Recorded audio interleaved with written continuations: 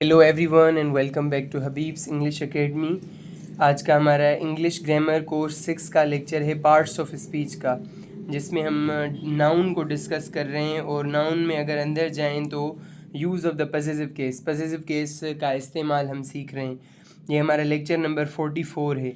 और आज का रूल जो हम सीखने वाले हैं वो ये है, the possessive is also used with the names और नाउन्स डिनोटिंग टाइम, स्पेस और वेट।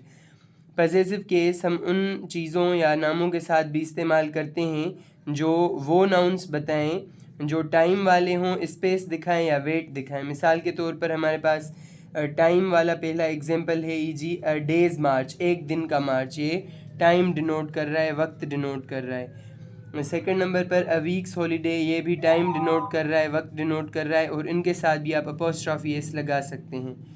नंबर थर्ड पर हम एक और एग्जांपल लेते हैं जो है ईयर्स टाइम। इन ईयर्स टाइम, एक साल के अरसे में।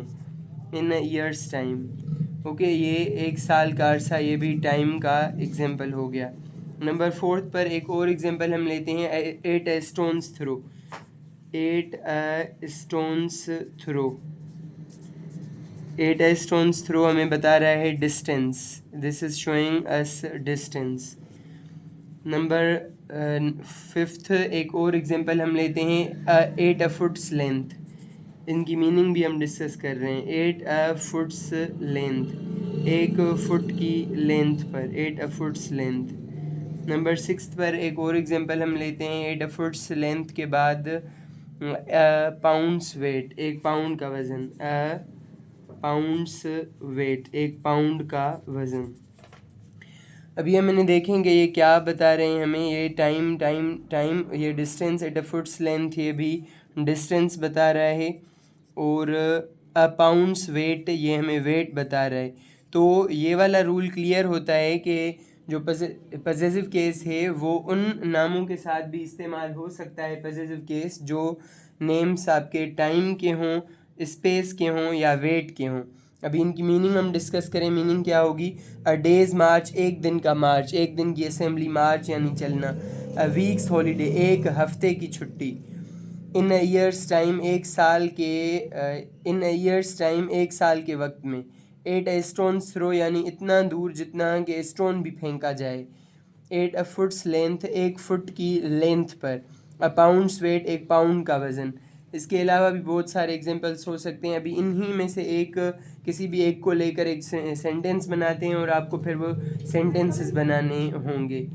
सेंटेंसेस कौन से हैं? नंबर 1, एक सेंटेंस हम लेते हैं a day's march. For example, he and I will join you for a day's march. मैं और वो आपको ज्वाइन करेंगे एक दिन के मार्च के लिए। मार्च यानी कि एहतजाज वगैरह जिसमें जाया जाता है। तो ये था आज का हमारा लेक्चर नंबर 44। आई होप आपने ये अच्छे तरीके से समझा होगा।